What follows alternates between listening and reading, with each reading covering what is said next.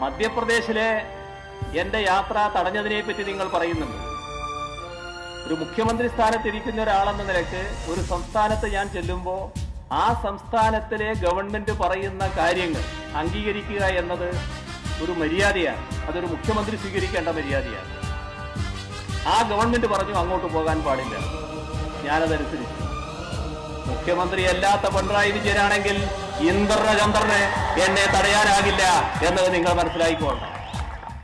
പിറന്ന മണ്ണിൽ നിന്നുയർന്നു പൊങ്ങണം തീപാറും സൂര്യനാ.